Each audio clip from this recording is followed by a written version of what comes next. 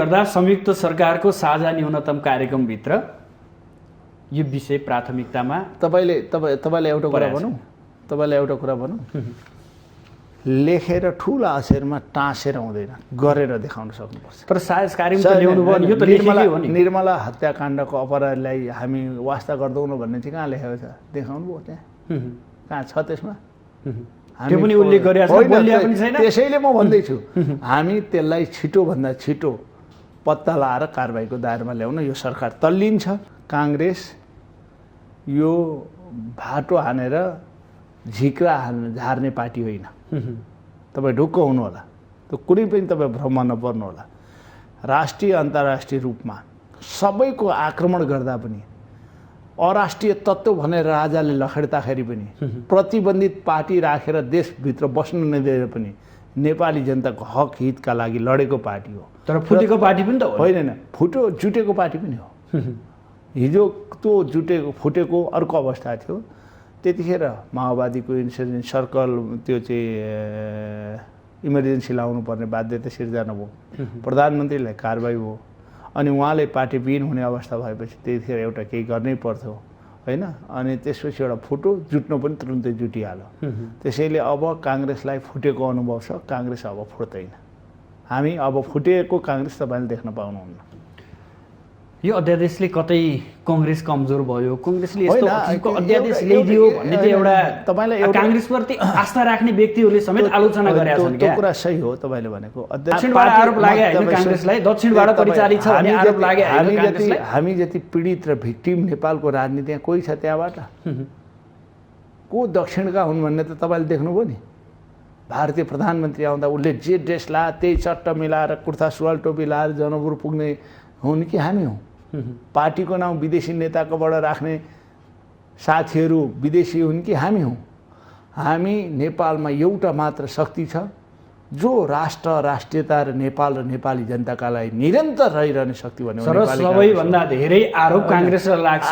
दक्षिणबाट चल्ने पार्टी भनेर त लाग्छ नि यहाँहरूलाई। को के छन् म त्यतातिर जान चाहन्न। पेनिट्रेसन छ भने म त्यतातिर जान चाहन्न, मलाई थाहा पनि छैन।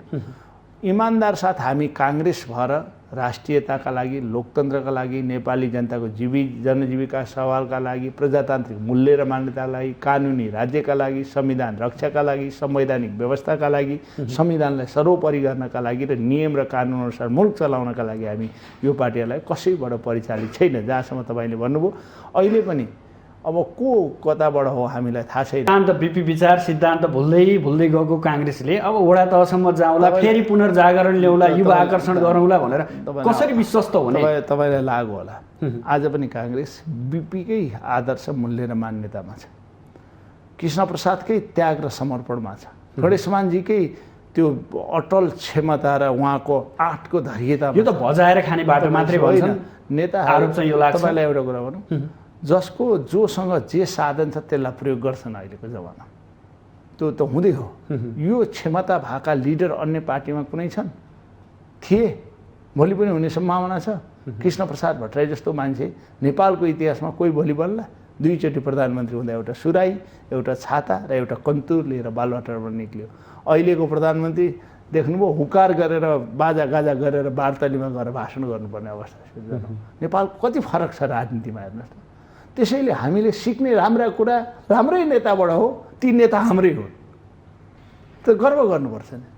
यसो भन्दै गर्दा तपाईँहरू 2 चरणको कार्यक्रम लिएर गाउँमा पनि जानुभयो एकदम। हामी तर आकर्षण चाहिँ देखिया होइन नि, तपाईँले यो त स्वीकार्नुपर्छ।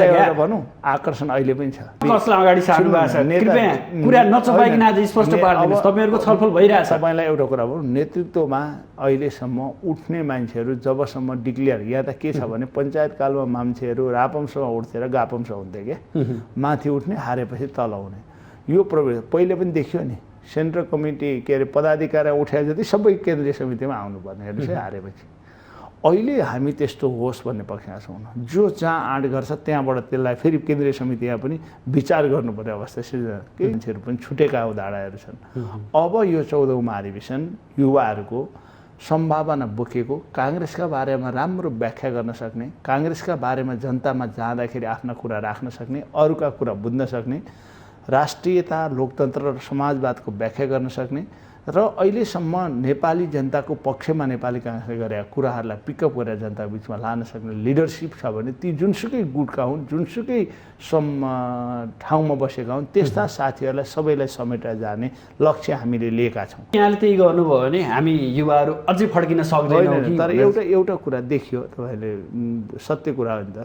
तपाईँले देख्नुभयो भने अघिल्लोचोटि पनि हामीले देख्यौँ हाम्रा धेरै युवा साथीहरू सेन्ट्रल कमिटीमा पुग्नु भएको छ।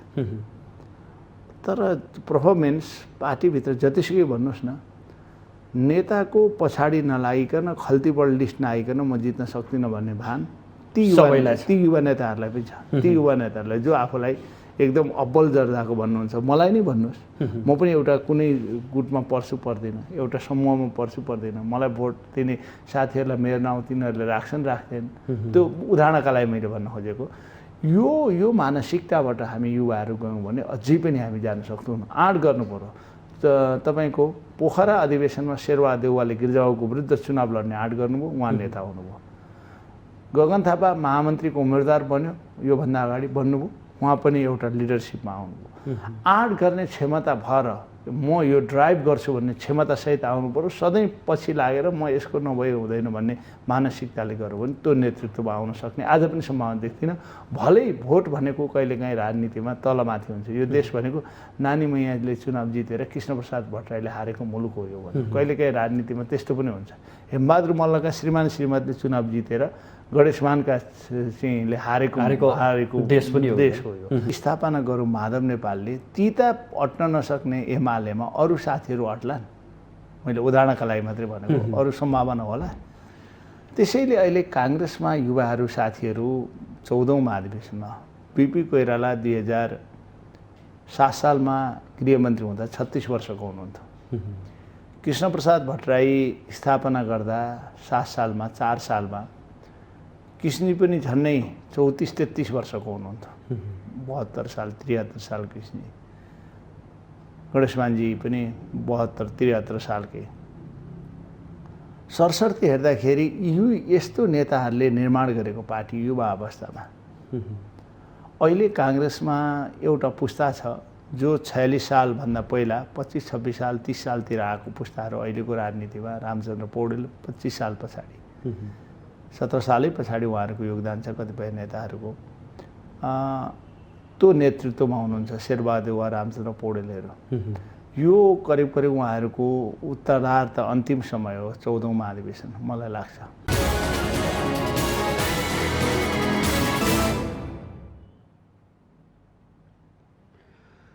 आदरणीय दर्शकबिन नमस्कार। आजको सन्दर्भ कार्यक्रममा यहाँहरूलाई हार्दिक स्वागत छ। म सुदर्शन आचार्य। दर्शकबिन, आजको सन्दर्भमा आज हामी नेपाली कङ्ग्रेसका युवा नेता रामहरि खतिवडालाई स्टुडियोमा निम्त्याएका छौँ। खास गरी नेपाली कङ्ग्रेसको आसन्न 14औं महाधिवेशन र महाधिवेशनमा अबको नेतृत्व र एजेन्डा के हुनुपर्छ, कसरी अगाडि बढ्दैछन् युवा पङ्क्ति, यो विषयमा आज विषय केन्द्रित गर्नेछु।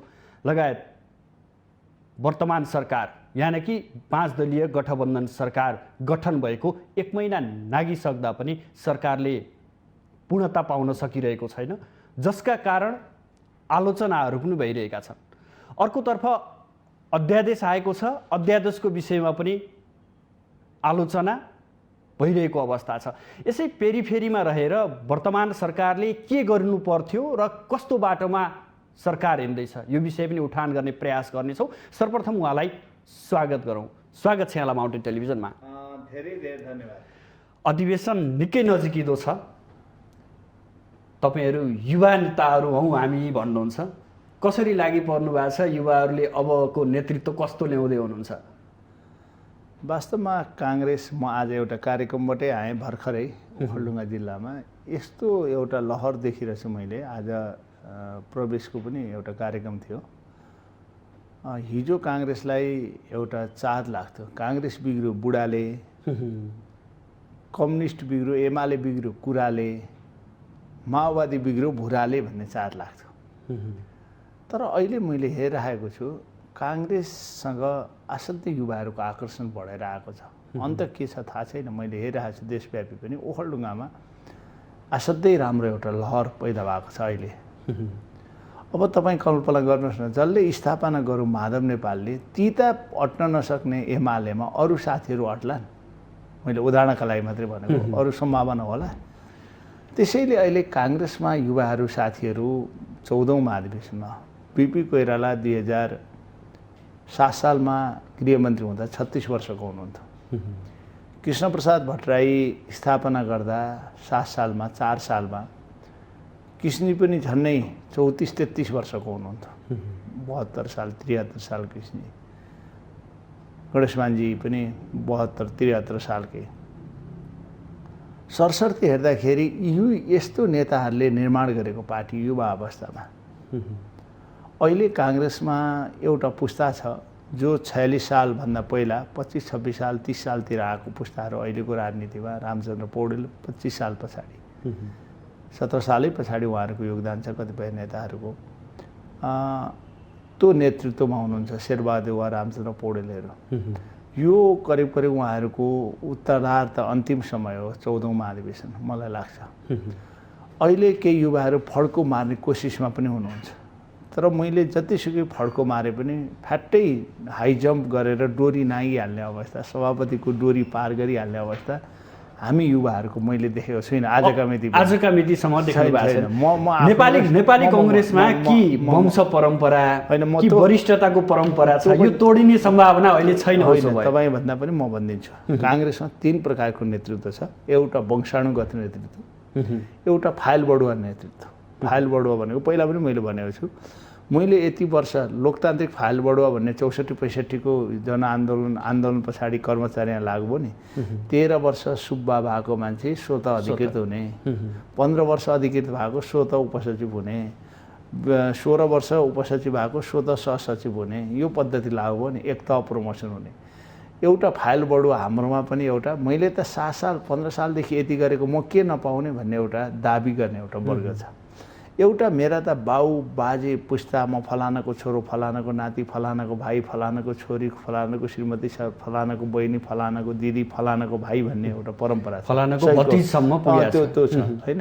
हुँदा हुँदा सालीसम्म, जेठानसम्म, जेठी सासूसम्म आउने पद्धति पनि छ।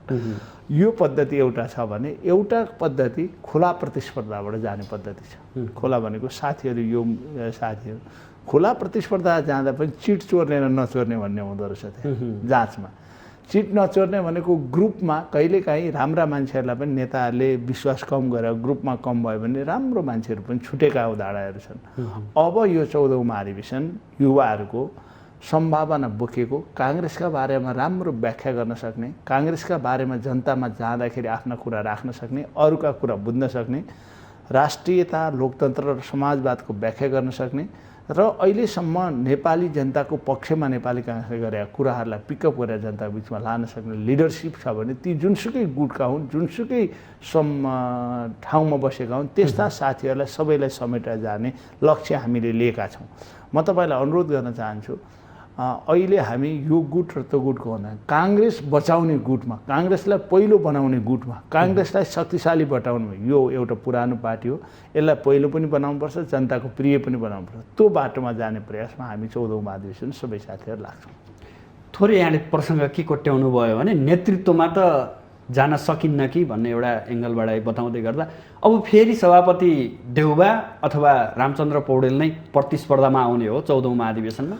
अहिलेसम्म उम्मेदवार घोषणा गर्नुभएका नेताहरू हुनुहुन्छ, धेरै नेताहरूले गरिरहनु भएको, दर्जन जति हुनुहुन्छ, होइन दर्जन जति हुनुहुन्छ। अब तर मलाई के लाग्छ भने अब पहिला त हाम्रो वडा अधिवेशन हुनु पर्यो। वडा अधिवेशन 18 गते हुँदैछ, त्यसपछि वडाबाट पालिका अधिवेशन हुन्छ, पालिकापछि प्रदेश अधिवेशन हुन्छ, अनि क्षेत्र अधिवेशन हुन्छ, त्यसपछि जिल्ला अधिवेशनबाट महाधिवेशन प्रतिनिधिहरू चुनिएर आउनुहुन्छ। ती महाधिवेशन प्रतिनिधिहरूले केन्द्रीय सभापति, उपसभापति, महामन्त्री, महामन्त्री लगायत केन्द्रीय सदस्यको चुनाव गराउने र प्रदेशमा पनि त्यही किसिमले चुनाव गराउने प्रदेश सभाले हाम्रो नियममा, हाम्रो विधानमा व्यवस्था छ, त्यसै गरी आउनेछन्। उम्मेदवार को हुनुहुन्छ र बहुमत साथीहरूले कसलाई मन पराउँछन् त्यसमा निर्भर गर्छ। अहिले म हुँ भनेर होइन, म तपाईँलाई अनुरोध गर्न चाहन्छु। सङ्केत त यहाँले त्यही गर्नुभयो भने हामी युवाहरू अझै फड्किन सक्दैनौँ कि? तर एउटा कुरा देखियो, तपाईँले सत्य कुरा हो नि त। तपाईँले देख्नुभयो भने अघिल्लोचोटि पनि हामीले देख्यौँ हाम्रा धेरै युवा साथीहरू सेन्ट्रल कमिटीमा पुग्नु भएको छ। तर पर्फर्मेन्स पार्टीभित्र जतिसुकै भन्नुहोस् न, नेताको पछाडि नलागिकन खल्तीबाट लिस्ट नआइकन म जित्न सक्दिनँ भन्ने भान ती युवा नेताहरूलाई पनि छ। ती युवा नेताहरूलाई जो आफूलाई एकदम अब्बल दर्जाको भन्नुहुन्छ, मलाई नै भन्नुहोस्, म पनि एउटा कुनै गुटमा पर्छु पर्दिनँ, एउटा समूहमा पर्छु पर्दिनँ, मलाई भोट दिने साथीहरूलाई मेरो नाउँ तिनीहरूले राख्छन् राख्दैन, त्यो उदाहरणका लागि मैले भन्न खोजेको। यो मानसिकताबाट हामी युवाहरू गयौँ भने अझै पनि हामी जान सक्दैनौँ। आँट गर्नु पर्यो। तपाईँको पोखरा अधिवेशनमा शेरबहादुर देउवाले गिरिजाबाबुको विरुद्ध चुनाव लड्ने आँट गर्नुभयो, उहाँ नेता हुनुभयो। गगन थापा महामन्त्रीको उम्मेदवार बन्यो, योभन्दा अगाडि बन्नुभयो, उहाँ पनि एउटा लिडरसिपमा आउनुभयो। आँट गर्ने क्षमता भएर म यो ड्राइभ गर्छु भन्ने क्षमतासहित आउनु पर्यो। सधैँ पछि लागेर म यसको नभए हुँदैन भन्ने मानसिकताले गर्यो भने त्यो नेतृत्वमा आउन सक्ने आज पनि सम्भावना देख्दिनँ। भलै भोट भनेको कहिलेकाहीँ राजनीतिमा तलमाथि हुन्छ। यो देश भनेको नानी मैयाले चुनाव जितेर कृष्णप्रसाद भट्टराईले हारेको मुलुक हो यो भने। कहिलेकाहीँ राजनीतिमा त्यस्तो पनि हुन्छ। हेमबहादुर मल्लका श्रीमान श्रीमतीले चुनाव जितेर गणेशमानका सिंहले हारेको देश हो यो। त्यसैले म त्यतातिर प्रवेश गरेन। चुनावी फरक हुन्छ, तर हामीले दिन सक्ने मुद्दाहरू के हुन्, राष्ट्रिय इस्युमा के हुन्, अन्तर्राष्ट्रिय इस्युमा के हुन्, अरू प्रतिपक्षको बारेमा के हुन्, आफ्नो पार्टीका बारेमा के हुन्, हाम्रो पार्टीले अब लिने नीति के हो। हिजो हामी पञ्चायत अन्त्यको बारेमा थियौँ, कम्युनिस्टहरूलाई शान्ति प्रक्रिया ल्याउने नारा हाम्रो थियो। कम्युनिस्ट शान्ति प्रक्रिया पनि आयो, कम्युनिस्ट बहुदलवादी पनि भए, कम्युनिस्ट लोकतन्त्रवादी पनि भए, कम्युनिस्ट संसदीय पद्धतिमा पनि हामीले कम्युनिस्टलाई ल्यायौँ। त्यो सँगसँगै पञ्चायतको अन्त्य पनि गऱ्यौँ। हिजो स्थापना हुँदा एउटा नारा लिएर हामी स्थापना भयौँ। अब हामीले धेरै पछि बनाएको यो संविधान सभाबाट बनाएको संविधानको संरक्षणका लागि, यो देशको विकासका लागि, समृद्धिका लागि लिने नीतिहरू के हुन् र प्रतिपक्षसँग अन्य पार्टीसँग हामीले लिने मुद्दाहरू के हुन्। किन हाम्रो सिद्धान्त जित्दै हामी पराजित भयौँ। हामीले लिएको सिद्धान्त जित्ने, बहुदल हामीले लिएको सिद्धान्त सबै पार्टीहरू, देशभरिका सबै पार्टीहरू त्यसमा आए, हाम्रो सिद्धान्त जित्यो। हामीले गणतन्त्रको मूल्य मान्यताका कुरा गरेपछि मात्र अरू पार्टीहरू त्यसमा सफल हुन पाए। हाम्रो सिद्धान्त जित्यो तर हामी हार्यौँ। हाम्रो सिद्धान्त त जित्ने, हामी हार्ने अवस्था कसरी सिर्जना भयो। गणितीय रूपमा पराजित हुने, सैद्धान्तिक रूपमा हामी विजयी हुने। यो यसलाई अब गणितीय रूपमा पनि जित्ने, सैद्धान्तिक रूपमा पनि जित्ने परिस्थिति आयो। बिपीले 15 सालमा भन्नुहुन्थ्यो एउटा हलो जोतेको किसानको फोटो राखेर तपाईँहरू योजना बनाउनुहोस् भन्नुहुन्थ्यो। किनभने त्यतिखेर ट्र्याक्टर थिएन, त्यतिखेर यो स्रोतहरू आएको थिएन। बाटो खन्दा कुटो कोदालो गलखन्ती लिएर खन्नुपर्छ। आज डोजरको जमाना आयो, आज कम्प्युटर र ल्यापटपको जमाना आयो। हिजो बिपीले स्थापना गरेको र अहिलेको परिस्थिति फरक छ।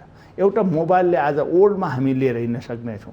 अब यो 21औं शताब्दीको टेक्नोलोजीलाई क्याच गरेर काङ्ग्रेसलाई कसरी हामी अगाडि लिएर सक्छौँ, त्यो पनि आजको आवश्यकता हो। हामी त्यसबाट जानुपर्छ। यो भन्दै गर्दा तपाईँहरू युवा नेताहरू भन्ने नेताहरू हुनुहुन्छ नि, जुन 8 भाइ 10 भाइको नाम कहिलेकाहीँ चर्चामा आउँछ। यो पछिल्लो समय पनि तपाईँहरू अलि यो बैठकलाई अलि बाक्लो बनाइरहनु भएको छ, हामी निहालिरहेको हुन्छौँ। यो भन्दै गर्दा तपाईँहरूले पनि त एउटा कन्सेप्ट बनाउनु भयो भने अब हामी यस्तो किसिमको उम्मेदवारलाई अगाडि बढाउनुपर्छ, यो एजेन्डामा हामी अगाडि बढ्नुपर्छ भनेर एउटा फर्मेट त तयार गर्नुभयो होला नि। यो पनि हाम्रो चुनावी राजनीति जस्तो हो, प्रचारमा आउने शैली जस्तो मात्रै हो। हामीले पनि आँट गऱ्यौँ न नि। हाम्रै केन्द्रीय समितिमा भएका साथीहरूले पनि, म सबैलाई अनुरोध गर्न चाहन्छु कि आज अन्तिम आवरमा महाधिवेशन नहुनु, शेरबहादुर देउवा, रामचन्द्र पौडेल अथवा उपसभापति विमला निधि विजय गच्छेदार, पूर्ण खड्का र शशाङ्क कोइरालाको पदाधिकारीको मात्रै दोष हो, सहमहामन्त्रीसम्म जाउँ न, तिनीहरूको मात्रै दोष हो, होइन नि।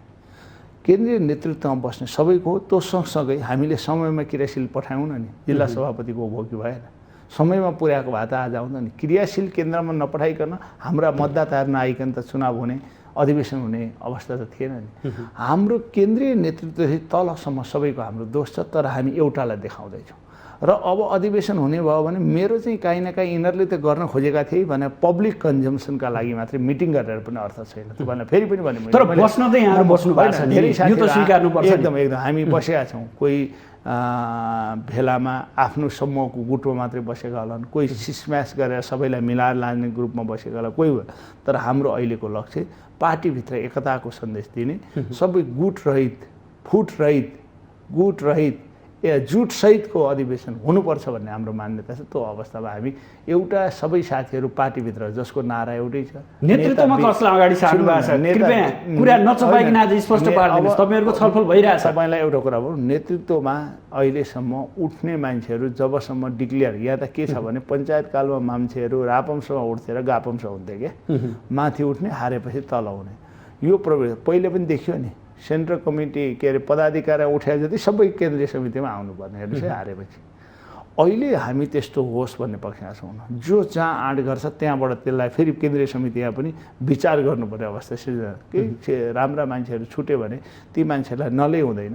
अहिले फेरि हाम्रो विधानमा के उल्लेख छ भन्नुहुन्छ भने पहिला मनोनित उपसभापतिहरू हुन्थ्यो, मनोनित महामन्त्री एकजना गर्न पाइन्थ्यो, के सेन्ट्रल कमिटी बढी सङ्ख्या मनोनित गर्न पाइन्थ्यो। अहिले त तपाईँको 85% भन्दा बढी हामी चाहिँ तपाईँको निर्वाचितमा छौँ। सेन्ट्रलको पदाधिकारीमा त एउटा प्रवक्तादेखि बाहेक तपाईँको कोषाध्यक्षदेखि बाहेक तपाईँको कुनै पनि पद हामी निर्वाचन बाहेक हामी मनोनित गर्ने ठाउँ छैन। सहमहामन्त्री 8 जना क्लस्टर रूपमा हामीले व्यवस्था गरेका छौँ। दलितबाट फाल्टै हुन्छ, महिलाबाट फाल्टै हुन्छ, जनजातिबाट फाल्टै हुन्छ, पिछडिएको वर्गबाट फाल्टै हुन्छ, त्यसै गरी खसारीबाट फाल्टै हुन्छ। संविधानको जुन क्लस्टर छ त्यही अनुसार हाम्रो व्यवस्था गरेका छौँ। 2 जना उपसभापति 2 जनै निर्वाचितको व्यवस्था गरेका छौँ। 2टा महामन्त्री 2टै महामन्त्री निर्वाचितको व्यवस्था गरेका छौँ। यसले गर्दा यो चाहिँ प्रेसिडेन्टल सिस्टमलाई अथवा अध्यक्षतात्मक प्रणालीलाई कमजोर चाहिँ बनाएको छ। उसलाई अधिकार सबै आफू जित्ने, अरू सबै अर्को पक्षले जित्यो भने सभापतिले काम गर्न सक्दैन। तैपनि यो एकदम लोकतान्त्रिक हो, यो बाटो नै अपनाउनुपर्छ भनेर अहिले हामीले त्यो बाटोमा अपनाएका छौँ। त्यसैले अब हामी यसमा अहिलेसम्म टिमै कसैको घोषणा भएको छैन अनि कसलाई जिताउने भनेर लाग्ने। पहिला सबैले म सभापति, मेरो उपसभापति फलानु, मेरो महामन्त्री फलानु भने आजसम्म कुनै नेताले भनेर सुन्नु भएको छ? उसो भए भनिदिनुहोस् न, अब नेपाली कङ्ग्रेसमा वर्तमान सभापतिलाई दोहोऱ्याउने अथवा वरिष्ठ नेतालाई दोहोऱ्याउने, विमलेन्द्र निधिलाई नयाँ ल्याउने, प्रकाश मानलाई ल्याउने, शशाङ्क ल्याउने, शेखर ल्याउने लेखेर कल्याण गुरुङसम्म कसलाई ल्याउने? तपाईँहरू त बोल्नुपर्छ नि अब त होइन र भने। तपाईँले लिएका नाउँ मात्रै उम्मेदवार हुन्छन्, अरू हुँदैन। लगायत जो त्यतिखेर क्यान्डिडेट गएर सबैलाई मिलाएर लान सक्छ त्यसलाई हामी सहयोग गर्छौँ। युवाहरूलाई जसले बाहुल्यतामा लिएर ठाउँमा राखेर नेतृत्व लान्छ त्यसलाई हामी सहयोग गर्छौँ। रामरी खतिवडा कुन लाइनबाट उठ्दैछ त? काङ्ग्रेसबाट।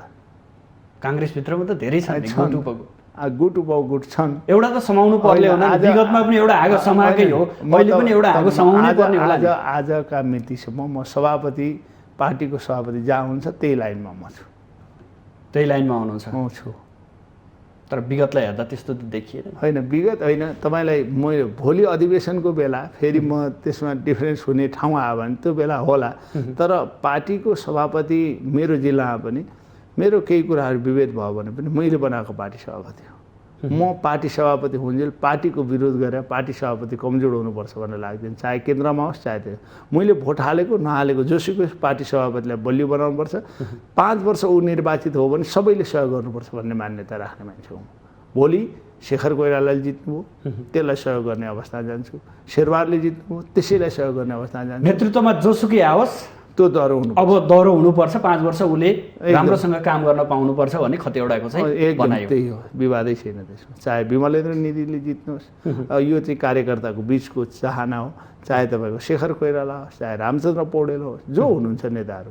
तर हाम्रो नेताहरूले फेरि म एउटा नेतालाई ठुलो माथि पुर्याएर अर्कोलाई अपमान गर्नेतिर जान्न। यो काङ्ग्रेस बिपीको एउटा योगदान, गणेशमानको त्याग, गणेशमानको त्यो निष्ठा, कृष्णजीको त्यो समर्पण, उहाँले म जत्रो सुकै तपाईँहरू भन्नुहोस् म इन्डिया जान्न, बरु जेल बसेर यहीँ सत्ता गरेर मुलुकमा परिवर्तन ल्याउँछु भनेर कृष्णजी बस्नुभयो। म भनेको त्यसरी निर्माण भएको पार्टी हो। त्यसैले रामचन्द्र पौडेलको फाल्टै योगदान छ, शेरबहादुर देउवाको त्यत्तिकै योगदान छ, शशाङ्कको त्यत्तिकै योगदान छ, शेखरको, विमलेन्द्र सबैको योगदान छ। सबै मिश्रित भएर पार्टी बनेको। तर वर्तमान अवस्थामा नेपाली कङ्ग्रेस कमजोर छ, वर्तमान नेतृत्वले नेपाली कङ्ग्रेस कमजोर बनायो भन्ने त काङ्ग्रेसमाथि आरोप त हो नि यो। काङ्ग्रेस कमजोर भएको भए सबै खोजी खोजी आएर प्रधानमन्त्री दिन्थे अहिले। यस्तो तर्क दिन मिल्छ होइन, भने तपाईँलाई भनौँ अहिले पनि मैले अघि तपाईँलाई भने काङ्ग्रेस कमजोर भयो होला, चुनावमा हामी पराजित भयौँ, 7 वटा प्रदेशमा एउटा झन्डावाल गाडी हामीले निर्माण गर्न सक्यौँ न, कहीँ बहुमत ल्याउन सक्यौँ न। सबै एकलौटी रूपमा तत्कालीन नेकपाको सरकार बनेको थियो 2 नम्बर प्रदेशदेखि बाहेक। तर आफ्नै घमण्डले चकनाचुर जसरी केपी ओली हुनुभयो, हामीले पनि घमण्ड गऱ्यौँ भने हाम्रो हालत पनि त्यही हुन्छ। त्यसैले हाम्रो चाहिँ के हो भने हामीले सबैलाई समेटेर होला, कमी कमजोरी भए मैले भने प्रधानमन्त्रीका मात्रै, सभापतिका मात्रै, वरिष्ठ नेताका मात्रै, अर्कोका मात्रै होइन, हामी सबैका कमजोरीका कारणले अवस्था सिर्जना भयो। टिकट लिने बेलामा हामी गुटलाई मात्रै दियौँ, अनि टिकट दिइसकेपछि अर्को गुटकोलाई सहयोग गऱ्यौँ न। आज निकै सन्तुलित रूपमा बोल्दै हुनुहुन्छ नि, अब महाधिवेशन लाग्यो त्यो भएर सन्तुलित त अभिव्यक्ति त दिइरहनु भएको छैन नि यहाँले। तपाईँलाई अनुरोध गरौँ, म कहिल्यै पनि उग्र होइन र कसैको पनि उग्र न समर्थक हुँ न विरोधी हुँ। म काङ्ग्रेस डर हुनु भन्नुपर्छ भन्ने मान्छे हुँ। लोकतान्त्रिक पद्धति नेपालमा स्थापना गर्ने, लोकतन्त्रलाई दह्रो बनाउने, नेपाली जनताको हक अधिकारको रक्षा गर्ने, अप्ठ्यारो बेलामा नेपाली जनतालाई अप्ठ्यारोबाट मुक्ति दिलाउने पार्टी हो। त्यसैले उग्र कुरा गरेर कङ्ग्रेस कमजोर होइन, यहाँले कमजोर देख्नु भएको छैन? भातृ सङ्गठनहरू हेर्नु भएको छ, कस्तो छ अवस्था? त्यो भन्नुहोस्, एउटा कुरा सहमत छु म। काङ्ग्रेसको नर्सरी भनेको भातृ सङ्गठन हो। अलिकति हाम्रो के छ भने तरुण दलमा जम्मा 3 जना साथी हुनुहुन्छ, 4 जनाबाट घटेर 3 जनामा आइपुग्नु भएको छ। नेविसङ्घ पनि धेरै ठुलो छैन। यो चाहिँ हामीले टोल टोलमा, गाउँ गाउँमा, स्कुल स्कुलमा नर्सरी बनाउने संस्था थियो। म 46 सालमा भर्खर बौद्धल आउने बित्तिकै ओखलढुङ्गाका कुनै स्कुलमा पुगेर नपुगेको म स्कुल छैन र कुनै त्यतिखेर गाविस नपुगेको ठाउँ थिएन। 554 वटा ओडा थिए त्यतिखेर, म त्यही ठाउँमा 554 ओडामा पुगेर त्यतिखेर तत्कालीन अवस्थामा 56 वटा गाविस, 56 न्वाङ तपाईँलाई भन्दैछु, त्यहाँ हामी पुगेका थियौँ। सङ्गठन गर्न अहिले हाम्रो के प्रवृत्ति भइरहेछ भने अलि हामी गणेश प्रवृत्तिमा विश्वास गरेका छौँ। हामी अलिकता सत्ता, सहर र शैल भनेको अलि सुख तिनटातिर अलि बढी ध्यान दिउँ। त्यो अहिले पनि काङ्ग्रेस नभए कमजोर होइन, अलिकति हामी सत्ता राजनीतिमा केन्द्रित भयौँ। तर सत्ता त्यतिखेर आउँछ जतिखेर तपाईँको ओडा दह्रो हुन्छ, तपाईँको टोल बलियो हुन्छ। तपाईँको टोल बलियो नभइकन ओडा बलियो हुँदैन, ओडा बलियो नभइकन पालिका बलियो हुँदैन, पालिका बलियो नभइकन प्रदेश बलियो हुँदैन, प्रदेश बलियो नभइकन सङ्घ बलियो हुँदैन। यो सबै नबलियो भइकन सरकार बन्दैन। सबै ओडामा जित्यो भने पालिका जित्ने भयो, सबै पालिका जित्यो भने प्रदेश जित्ने भयो, सबै प्रदेश जित्यो भने सङ्घ जित्ने भयो। त्यो हुँदा सङ्घ पनि प्रदेश पनि काङ्ग्रेसको। त्यसैले पहिलो जड भनेको स्थानीय तह र ओडा र टोल हो। त्यो प्रयत्न हामीले गर्नुपर्छ। तर सिद्धान्त बिपी विचार सिद्धान्त भुल्दै गएको काङ्ग्रेसले अब वडा तहसम्म जाउँला, फेरि पुनर्जागरण ल्याउला, युवा आकर्षण गरौँला भनेर कसरी विश्वस्त हुने? तपाईँलाई लाग्यो होला, आज पनि काङ्ग्रेस बिपीकै आदर्श मूल्य र मान्यतामा छ, कृष्णप्रसादकै त्याग र समर्पणमा छ, गणेशमानजीकै त्यो अटल क्षमता र उहाँको आँटको धैर्यता। यो त भजाएर खाने बाटो मात्रै भन्छन् नेता। आरोप चाहिँ यो लाग्छ। तपाईँलाई एउटा कुरा भनौँ, जसको जोसँग जे साधन छ त्यसलाई प्रयोग गर्छन् अहिलेको जमाना, त्यो त हुँदै हो। यो क्षमता भएका लिडर अन्य पार्टीमा कुनै छन्? थिए, भोलि पनि हुने सम्भावना छ। कृष्णप्रसाद भट्टराई जस्तो मान्छे नेपालको इतिहासमा कोही भोलि बन्ला? 2 चोटि प्रधानमन्त्री हुँदा एउटा सुराई, एउटा छाता र एउटा कन्तुर लिएर बालुवाटारमा निक्ल्यो। अहिलेको प्रधानमन्त्री देख्नुभयो, हुकार गरेर बाजागाजा गरेर वार्तालीमा गएर भाषण गर्नुपर्ने अवस्था सिर्जना। नेपालको कति फरक छ राजनीतिमा हेर्नुहोस्। त्यसैले हामीले सिक्ने राम्रा कुरा राम्रै नेताबाट हो, ती नेता हाम्रै हो, त गर्व गर्नुपर्छ नि। यसो भन्दै गर्दा तपाईँहरू 2 चरणको कार्यक्रम लिएर गाउँमा पनि जानुभयो होइन? एकदम हामी। तर आकर्षण चाहिँ देखिया होइन नि, तपाईँले यो त स्वीकार्नुपर्छ। भनौँ आकर्षण अहिले पनि छ। त्यतिखेर 2टा ठुला मेजर पार्टीहरू मिले, नेकपा माओवादी र नेकपा एमाले मिले। फेरि हामीले गरेको कुरा हामीले राम्ररी गाउँमा प्रचार पनि गर्न सकेनौँ। संविधान कसले बनायो? देशमा गणतन्त्र कसले ल्यायो? माओवादीले शान्ति प्रक्रिया कसले ल्यायो? एमाले नयाँ पुस्ताले यो पुराना कुरा गरेर पुराना कुरामा भुलाउन खोजेर अब पनि नयाँ पुस्ताले मान्दिने अवस्था छ भन्ने जस्तो लाग्छ यहाँलाई? सत्य कुरा जसले पनि मान्नुपर्छ, विवादै छैन त्यसमा। तर युवा आकर्षण छैन क्या पार्टीभित्र, यो त मान्नुपर्छ नि यहाँले। अहिले केपी बा जिन्दाबाद भने जस्तो जुलुस लाएर हाम्रो साथीहरू हिँड्नु भएको छैन, तर युवा आकर्षण हामीसँग छ। काङ्ग्रेस बलियो हुँदै गएको छ। एकदम बलियो। अनि क्रियाशील सदस्यता छानबिनको अन्तिम नामावली अझै पुगेको छैन। 18 गते वडा अधिवेशन गर्नुपर्छ भन्ने छ। तपाईँले भनेको कुरा हो, अलिकति घाँटी खसखस आयो मेरो। क्रियाशील नावली 2 गतेसम्म सभापतिलाई बुझाउने भन्ने थियो। कृष्ण सिटोला, मृणेन्द्र रिजाल, रमेश लेखकको एउटा कमिटी थियो। सिटौलाजी अहिले झापा जानुभएको छ, त्यही भएर ढिला भएको हो। मलाई लाग्छ आज भोलिसम्म त पूर्णता पाउँछ। सम्भावना हुन्छ अब 18 गते वडा अधिवेशन गर्न? वडा अधिवेशन गर्न त्यति आत्तिनु पर्दैन। किन भन्नुहुन्छ भने क्रियाशील सदस्य जिल्लामा पठाइदिने, जिल्लामा एउटा डिएलएको त्यहाँको साथीलाई जिल्ला निर्वाचन अधिकृत बनाउने, उसले प्रत्येक वडामा शिक्षक सङ्घको मान्छेहरूलाई वडामा अधिकृत बनाएर पठाइदिन्छ। वडावाला मतदाता नावली पुगिसकेपछि अधिवेशन हुन के गाह्रो पर्यो? मलाई लाग्छ तपाईँकै जिल्लामा वडाको सेन्टरमा आउन पनि एक दिनभरि लाउने ठाउँहरू पनि छ। सम्भव कसरी हुन्छ भने तपाईँले यसै हतारो गर्नु भएको छ। कतिपय वडाहरू छन्, तर तपाईँले भने मौसम प्रतिकूलता छ, कोरोनाको कहर पनि छ कतिपय ठाउँमा। गाउँमा मान्छेहरू ज्वरो आएर 70 भएर बसेका छन्।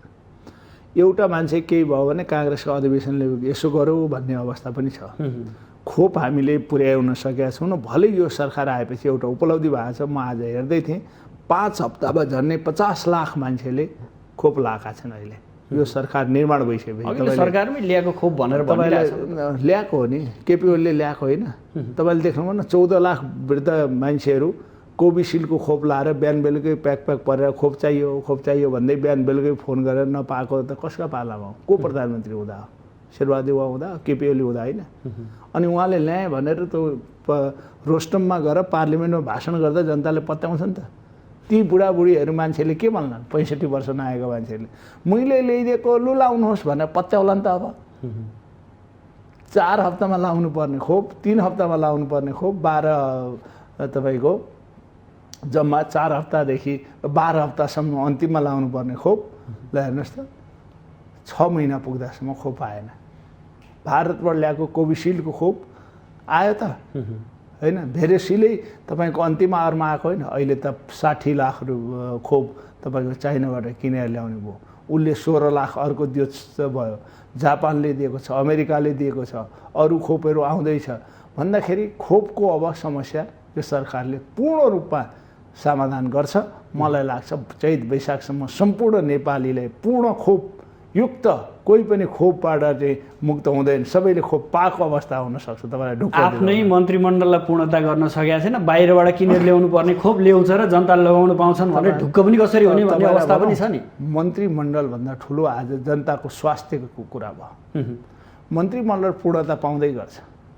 आलोचना निकै भयो कि तपाईँहरूलाई पहिलो गाँसमै ढुङ्गा लागिसकेको छ। तपाईँलाई भनौँ, अहिले काङ्ग्रेस त 25% होइन पार्लिमेन्टमा, अहिले 25%ले सबै कुरा गर्न सक्छ। माधव नेपालजी जस्तो मान्छे म पार्टीविहीन हुने भएँ, मलाई तेरो ठाउँ कहीँ छैन, यस्तालाई कहीँ ठाउँ दिन्न भने केपी ओलीले भन्नुभयो एउटा अध्यादेश ल्याइदिनुहोस्। अब हामीले पार्टी बहुदलीय व्यवस्था गद्दारको ट्याग पनि लगाइसक्यो होइन, उहाँहरूले लगाएको, हामीले होइन। हामीले न त केपी ओलीलाई गद्दार भन्यौँ न त माधव नेपाललाई, तर उहाँहरूले लगाएको हो नि। महन्त जस्तो सर्वोच्चमा जाँदाखेरि पनि आफ्नो पार्टी विभाजित भइसकेपछि उहाँले पार्टी पाउनु भएन। अब पार्टीविहीन बनाउनु हुँदैन भने अध्यादेश पनि आएको हो, त्यसमा विवादै छैन। हामीले उहाँहरूको इच्छाका लागि क्याबिनेट फर्मेसन गर्न ढिलाइ गरेको काङ्ग्रेसको इन्ट्रेस्टमा होइन। तपाईँलाई यति अनुरोध गरेँ, कोलुसन गभर्मेन्ट छ, कोलुसन पार्टनरहरूलाई साथमा लिएर जानुपर्ने छ। उहाँहरूले अब अहिले नाउँ दिनुभएको छैन, एक्लै अहिले भटाभटी आफ्नो भर्नुपर्ने माओवादी केन्द्र र कङ्ग्रेसका मन्त्रीहरू भर्नुपर्ने ठाउँमा भर्दा हुन्थ्यो। यहाँ के छ भने तपाईँले अघि पनि भन्नु, काङ्ग्रेसभित्र पनि सत्य कुरा हो नि, अलिअलि गुट उपगुटता छँदैछ नि त। शेरबहादुर देउवाले आफ्ना समूहका मान्छे राखिसक्नुभयो, अझै 1 जना 2 जना राख्नु होला, बाँकी छ होला। अब रामचन्द्र दाईले दिनु होला 2-3 जना, अनि सिटौलाले पनि दिनु होला, त्यो पनि मागेकै छ। अब तर एकैचोटि माओवादीको बाँकी साथीहरू र अनि माधव नेपाल समूहका र उपेन्द्र यादव समूहका साथीहरू आएपछि सबै एकैचोटि गरौँ, किन यो चाहिँ केपी ओलीको जस्तो 3 वर्षका अवधिमा 27 पटक मन्त्रीमण्डल परिवर्तन गरे जस्तो किन गर्ने भनेर अहिले रोकेको हो, नभए अस्ति भइसक्थ्यो। तपाईँहरूले केपी शर्मा ओलीले अध्यादेश ल्याउँदा अध्यादेशबाट देश चल्दैन भनेर व्यापक विरोध गर्नुहुन्थ्यो। सही कुरा भन्नु। आज तपाईँहरूले फेरि ओली पथमै हिँड्नु भएको छ। यो कुरालाई आम जनताले खासै रुचाएर नेपाली कङ्ग्रेसले जुन अध्यादेश दल विभाजन सम्बन्धी अध्यादेश ल्याइदियो, तपाईँहरू त्यही बाटोमै हिँड्नुपर्ने बाध्यता किन? भोलि बिहान कङ्ग्रेसको पनि यो दिन नआउला भन्ने कुरा यहाँले हेक्का राख्नु भएन? यो काङ्ग्रेसका लागि चाहिँ होइन, अरूका लागि हो भने पत्याउँदा पनि पत्याउँदैन हुनसक्छ।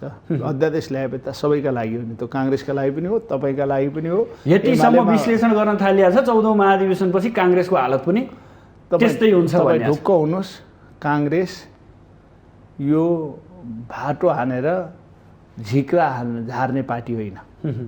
तपाईँ ढुक्क हुनु होला, त्यो कुनै पनि तपाईँ भ्रम नपर्नु होला।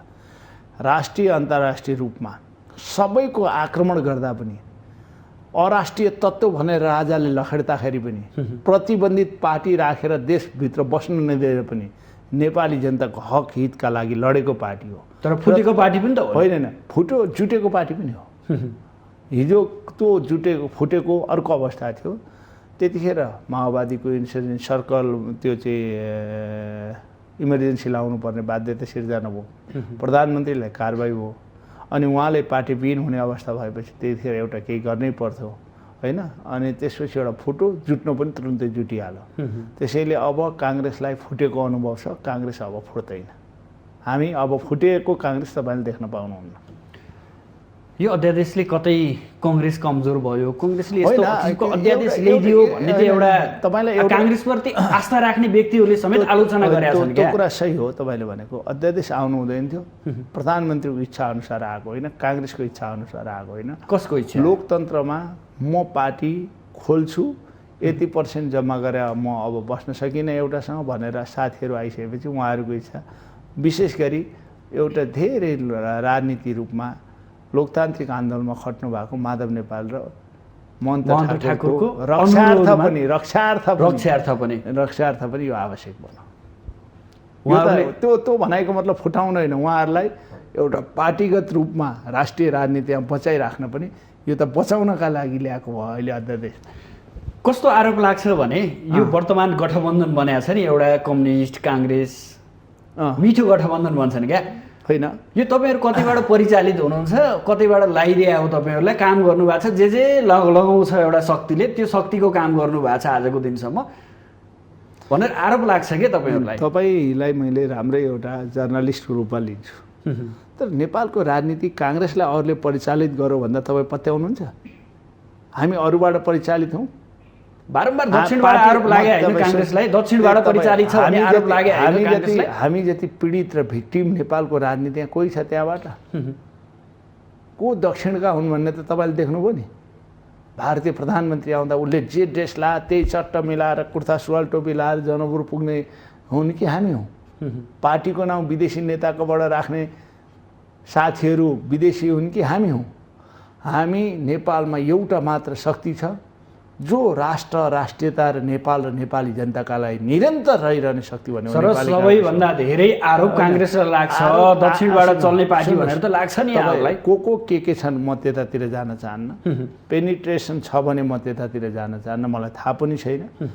इमान्दार साथ हामी काङ्ग्रेस भएर राष्ट्रियताका लागि, लोकतन्त्रका लागि, नेपाली जनताको जनजीविका सवालका लागि, प्रजातान्त्रिक मूल्य र मान्यताका लागि, कानुनी राज्यका लागि, संविधान रक्षाका लागि, संवैधानिक व्यवस्थाका लागि, संविधानलाई सर्वोपरि गर्नका लागि र नियम र कानुन अनुसार मुलुक चलाउनका लागि हामी यो पार्टीलाई कसैबाट परिचालित छैन। जहाँसम्म तपाईँले भन्नुभयो अहिले पनि अब को कताबाट हो हामीलाई थाहा छैन, हामी त्यो देख्दा पनि देख्दैनौँ। हामीले एउटै देखेका छौँ, नेपालको सार्वभौमिक एकता, सार्वभौमिक अखण्डता र नेपालको नेपालीत्वलाई बचाउन काङ्ग्रेसको नेतृत्वमा सबै साथीहरू एक भएर आउनु भएको छ। उसो भनेपछि गठबन्धन कहिलेसम्म जाने हो? अब 17 महिना 16 महिनाको अवधि छ, त्यो बेलासम्म जाने। गएन भने बिचमा चुनाव गराउने के गाह्रो हो त? यो त विवादै भएन नि। अनि स्थानीय निर्वाचनमा त्यतिखेर माओवादी केन्द्रसँग मिलेर गठबन्धन बनाएर निर्वाचनमा गएको काङ्ग्रेस अब पनि फेरि निर्वाचनमा माओवादीले गठबन्धन काङ्ग्रेसलाई नै समाउँछ, सहकार्य गर्छ भनेको छ। यो भन्दै गर्दा फेरि काङ्ग्रेस सहकार्य मार्फत निर्वाचनमा जाने सम्भावना हुन्छ? एउटा कुरा मान्नुहोस्, हेर्नुहोस्, राजनीतिमा कहिलेकाहीँ सधैँ कोही शत्रु र सधैँ कोही मित्र हुँदैन। हिजो एउटा परिस्थितिमा हामीले तपाईँले चितवनकोलाई इन्डिकेसन गर्न थाल्नु भएको मलाई थाहा छ। चितवनमा प्रचण्डकी छोरीले चुनाव जित्दाखेरि काङ्ग्रेसका कारणले जित्यो भनेर सत्तो श्राप गरेर सबभन्दा बढी हिँड्ने को थियो पार्लियामेन्टदेखि बाहिर? केपी ओली हो कि देशभरि। त्यसको 3 महिना पछाडि सबभन्दा केपी ओलीले नै माओवादीलाई बोकेर काँधा बोकेर देशभरि हिँड्ने को भयो? केपी ओली हुनुभयो भयो। हिजो केपी ओली मुर्दाबाद भनेर तराई छिर्न नदिने को थिए? महन्त ठाकुर र चाहिँ तपाईँको उपेन्द्र यादव, राजेन्द्र महतो थिएन? त्यही राजेन्द्र महतो केपी ओलीको क्याबिनेटमा अरू सबै कुरा छोडेर पार्टी टुक्राएर पनि जाने अवस्था सिर्जना भयो भन। राजनीतिमा स्थायी शत्रु र मित्र हुँदो रहेछ। तर परिणाम पनि हेरिन्छ होला नि। तपाईँलाई भन्छु, तर एउटा कुरा अप्राकृतिक गठबन्धन र सत्ता स्वार्थका लागि मात्रै गरिने गठबन्धन सधैँ टिकाउँदैन र त्यसमा काङ्ग्रेस धेरै विश्वास गर्दैन। तर राष्ट्रिय एकता, सार्वभौमिकता, प्रजातन्त्रको रक्षा, समर्थन, प्रजातान्त्रिक मूल्य मान्यताभित्र रहेर कोही हामीसँग आउँछ भने हामी त्यसलाई छुछु दूर गरेर राख्दैनौँ। तर तपाईँलाई यति विश्वास दिलाउन चाहन्छु, उहाँहरूकै आदर्श मूल्य र मान्यताको पछाडि काङ्ग्रेस हिँड्दैन। लोकतान्त्रिक आदर्श मूल्यका पछाडि कोही आउँछ भने त्यसलाई नाइ मान्दैन। अब मैले थोरै फरक प्रसङ्ग, अफगानिस्तानमा धेरै नेपालीहरू छन्, त्यहाँ तालिबानले कब्जा गरेको अवस्था छ। नेपाली फर्काउनु पर्नेछ, त्यतातर्फ सरकारले खासै जोड दिएन भन्ने अर्को चाहिँ वर्तमान सरकारलाई आरोप लागिरहेछ। तत्कालै मैले अस्ति हेर्दै थिएँ, सामान्य प्रधानमन्त्रीले पनि त्यसलाई चासोका साथ हेर्नु भएको छ र 451 जना आजसम्म मान्छेहरू नेपाल आइसकेका छन्। झन्डै सङ्ख्या 10,000 जति छ भन्ने आकलन गर्न थालिएको छ। नेपालीहरू असुरक्षित छन् र ल्याउनुपर्छ भनेर सबैको चाहना छ र हामीले पनि सरकारलाई भनिरहेछौँ। केही दिन पहिला गृहमन्त्रीले एउटा आफ्नै कार्यकक्षमा मिटिङ राख्नु भएको छ र हामीलाई अप्ठ्यारो परेको बेला हामी अरूको मुख ताकेर बस्छौँ। नेपाल एयरलाइन्सकै जहाज लगेर भए पनि अप्ठ्यारो पर्यो भनेदेखि लिएर आउन सरकार तयार छ। सुन्नु न, आउँदैछ। अहिले नयाँ समाचारहरू अफगानिस्तानबाट आएका छन्। घरमा गएर अलिकति दुःख दिन थाले तालिबानहरूले असुरक्षित हौँ भनेर। हाम्रो अहिलेसम्म हामी असुरक्षित भयौँ, हामीलाई ल्याउनु पर्यो भन्ने सङ्ख्या झन्डै 300 पुगेको छ र विभिन्न यो हवाई कम्पनीहरूसँग कुरा गर्दा तिनीहरूलाई 3 दिनभित्र ल्याउने एउटा सरकारले निर्णय गरिसकेको छ र सरसल्लाह भएर त्यो आउँदैछन्। त्योभन्दा बढी आउनेमा सरकारले आफ्नै एयरलाइन्स लगेर ल्याउने पहल गर्दैछ। अर्को कुरा, दार्चुलाका एक युवक महाकाली तर्दै गर्दा भारतीय पक्षको ज्याजतीका कारण बेपत्ता छन्। अझैसम्म उनी फेला नपरेको अवस्था छ। एउटा छानबिन समिति बनाइएको थियो, 10 दिन समय दियो, त्यसमा पनि अझै प्रतिवेदन आउन सकेका छैन। काङ्ग्रेस सरकार किन बोल्दैन? भारतसँग ट्याकल गरेर के हो कुराकानी, छानबिन गर्न देऊ, सत्य तथ्य बाहिर ल्याउनुपर्छ, तिमीहरूले गल्ती गर्यौ भनेर सरकार किन बोल्न सक्दैन? यहाँभन्दा दुःखदायी घटना संसारकै इतिहासमा केही हुँदैन। एउटा 21औं शताब्दीमा एउटा नेपाली नागरिक आफ्नो देश, आफ्नो गाउँ, आफ्नो ठाउँ आउँदा पुल तर्न पाएन, तुइन तडेर आउँदा चुडालिदियो, काटिदियो, फालिदियो भन्ने समाचार आयो। योभन्दा दुःखद नेपाल र नेपालीका लागि अर्को कुनै पनि समाचार हुन सक्दैन। यो त संवेदनाका कुरा मात्रै भयो कि तपाईँको होइन, क्वेसन्स गरेपछि उत्तर त दिनुहोस् सर। त्यसैले त्योभन्दा दुःखको कुरा छैन। तत्कालै भोलिपल्ट राष्ट्रिय सभा र प्रतिनिधि सभाको बैठकमा गृहमन्त्रीले त्यसको जवाफ दिइसक्नु भएको छ र त्यसका लागि एउटा समिति गठन भइसकेको छ।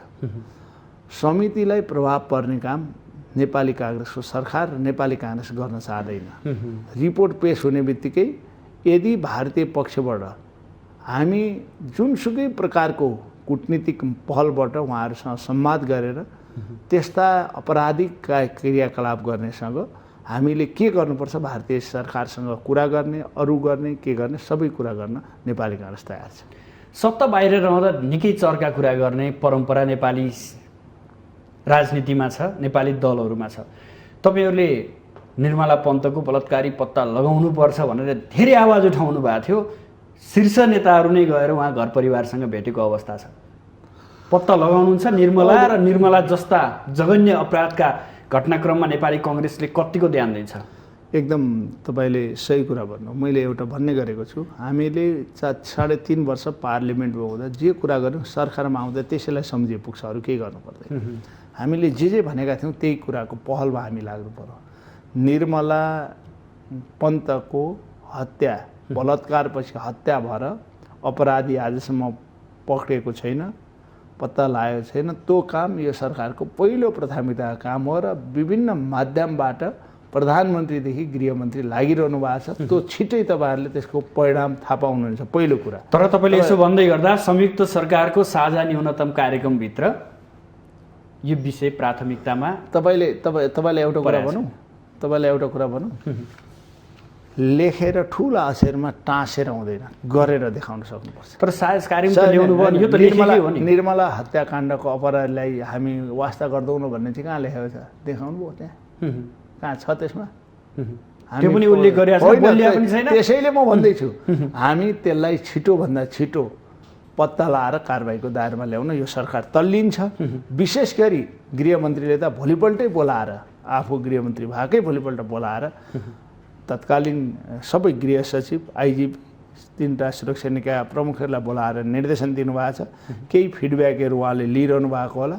सबै कुरा एकैचोटि तपाईँका सञ्चार माध्यममा नआउला, तर हत्यारा दोषी पत्ता लाग्छ। अर्को संयुक्त सरकारका साझा न्यूनतम कार्यक्रम भन्ने छ, पहिलो प्राथमिकता खोपलाई दिइएको छ, लगायत थुप्रै कार्यक्रमहरू भइ पनि रहेछ। खोप एकदम राम्रो स्वरूपमा एकै दिन 3 लाखसम्म यी साझा न्यूनतम कार्यक्रम पुरा हुन्छ कार्यकालभित्र सम्पन्न गर्न सम्भावना कतिको छ? एकदम त्यो सम्भावना भरे हामीले ल्याएका हौँ। त्यो सरकार फेरि जाने बेला भयो, काम गर्न सकेन भने त्यो कार्यक्रम लिएर मसँग फेरि इन्टरभ्यू लिन तपाईँ आउनु होला। कि लोकप्रियताका लागि मात्रै हो? लोकप्रियता काङ्ग्रेसले यस्तो सस्तो लोकप्रियका लागि कुरा गर्दैन। हामी बोल्ने मात्र नगर्ने हुन, हामी जे गर्छौँ त्यो बोल्छौँ, त्यो पुरा गर्छौँ, जे गर्छौँ त्यो बोल्छौँ। हामी बोलेर एउटा काम गर्ने अर्को होइन। हामीले सपना रेल र पानी जहाजका बाँड्यौँ न। हामीले अहिले पनि भन्यौँ सक्ने बेलामा हामी त्यो पनि पुरा गर्छौँ। हामीले अरू केही गर्न सक्यो भने घर घरमा बत्ती पुर्यायौँ भन्ने त्यो सबभन्दा ठुलो कुरा हो। अहिले हाम्रै पालामा जमाना भएको तपाईँको तामाकोसीमा आज पूर्ण क्षमताको बत्ती बल्दैछ। अरू धेरै आयोजना आउँदैछन्। देश लोड सेडिङ मुक्त हुँदैछ। तपाईँलाई म भन्दैछु कतिपय नपुगेका ठाउँमा हामी विद्युतीकरणबाट गाउँ गाउँमा उज्यालो पार्न खोज्दैछौँ। हाम्रो लक्ष्य जे थियो त्योतिर हामी जान्छौँ। तर के भन्ने हो भने मात्र नगर्ने, तर के भन्ने हो भने एउटा कुलमानला विद्युत प्राधिकरणको कार्यकारी निर्देशकमा ल्याइयो, एउटा राम्रो काम गरियो, तर 10वटा नराम्रो काम गरियो, एउटा कामले छोप्न खोजिया छ भनेर पनि आरोप लागेको छ। किन फेरि त्यो बारेमा पछि डिस्कस गरौँला। तपाईँले भने जस्तै राम्रा काम चाहिँ तपाईँले व्याख्या नगर्ने, नराम्रा काम मात्रै व्याख्या गर्ने। मैले एउटै उदाहरण दिएँ नि, 5 हप्तामा 50 लाख मान्छेलाई खोप दिनु ठिक थियो थिएन?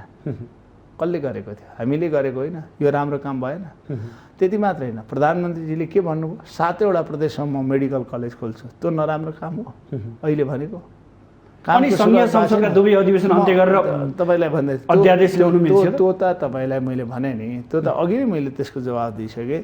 संघीय संसदमा हामी अहिले नेकपा एमालेको आन्तरिक झगडा कारणले र जनता समाजवादीको आन्तरिक झगडा कारणले र सर्वोच्च अदालतले शुद्ध जनता समाजवादी पार्टीलाई उपेन्द्र यादवको पार्टीलाई आधिकारिक मान्यता दिएर अर्को पार्टी दर्ता गर्नु भनिसकेपछि अरू उपाय उहाँहरूसँग के थियो? उहाँहरूलाई बचाउनका लागि पनि हामीले अध्यादेश ल्याउनु पर्ने बाध्यता सिर्जना भयो। उसो भए 5 दलीय गठबन्धनभित्रबाट सेटिङ मिलाउने, अब कतै प्रदेश प्रमुख चेन्ज गरेका छ, कतै मुख्य मन्त्री चेन्ज गरेका छ, कतै प्रमुख निकायका प्रमुखहरू चेन्ज गरेका छ, यही हो सरकारको काम? हामीले होइन, त्यो सम्माननीय पूर्व प्रधानमन्त्री केपी ओलीले सुरुवात गर्नुभयो। शेरबहादेवा पालामा प्रदेश प्रमुख त्यही बाटोमा हिँड्नुपर्छ र भने तपाईँहरू गरेको थिएन। एकाएक उहाँले चाहिँ के गर्नुभयो? राष्ट्रपतिलाई आफ्नो कारिन्दा जस्ता बनाउनु भयो। राष्ट्रपतिलाई राष्ट्रपति जस्तो हुन दिनु भएन। ए बाबा डिग्निटीमा रहन दिनुहोस् न। हेर्नुहोस्, पहिला उपराष्ट्रपति अन्यथा नलिनु होला, परमानन्द झा आफ्नो हैसियत के हो भन्ने बुझ्नु भएन। त्यो पछिबाट उहाँले बिस्तारै त्यो ट्र्याकमा आउनुभयो। अहिलेको राष्ट्रपतिले पनि म कुन हैसियतको हुँ भन्ने बुझ्नु भएन। उहाँ एउटा पार्टीको एउटा गुटको एउटा व्यक्तिकोमा निर्भर हुनुभयो त्यसैको परिणाम थियो नभए त्यो उहाँहरूले जताभावी नगरे हामी किन यसलाई छुन्छौँ यार आवश्यकता नै थिएन अब सबै अघिल्लो सरकारले सिकायो हामी त्यही सिकेर त्यही बाटोमा हिँड्दैछौँ भत्काएको ठाउँमा बनाउने मात्रै गरेको अहिले हामीले उहाँहरूले भत्काउनु हो त्यसलाई बनाएर इँटा लाएर हामी बनाउँदैछौँ त्यो पुर्ने काम गरिरहनु भएको छ जे होस् बनाउने काम हामीले गरेका छौँ भत्काउने नै होइन हस् यहाँसम्म आइदिनु भयो आफ्नो महत्त्वपूर्ण समय र महत्त्वपूर्ण विचार अभिव्यक्त गरिदिनु भयो यसका लागि यहाँप्रति विशेष आभार धन्यवाद मलाई बोलाउनु भयो आफ्नो कुरा राख्न दिनुभयो धेरै धेरै धन्यवाद आदरणीय दर्शकबिन आज हामी खास गरेर नेपाली कङ्ग्रेसको आसन्न 14औं महाधिवेशन यसको नेतृत्व र त्यसका लागि युवा शक्तिको भूमिकाका विषयमा केन्द्रित रहेर बहस गऱ्यौँ साथसाथै वर्तमान सरकार र वर्तमान सरकारले उठाउनुपर्ने बोझ र गरिरहेका कामका विषयमा पनि छलफल गऱ्यौँ यसका लागि आज हाम्रो स्टुडियोमा अतिथिको रूपमा नेपाली कङ्ग्रेसका युवा नेता रामहरि खतिवडा हुनुहुन्थ्यो भोलि नयाँ विषयवस्तु र नयाँ अतिथिका साथ उपस्थित हुनेछु आजलाई भने बिदा दिनुहोस् नमस्कार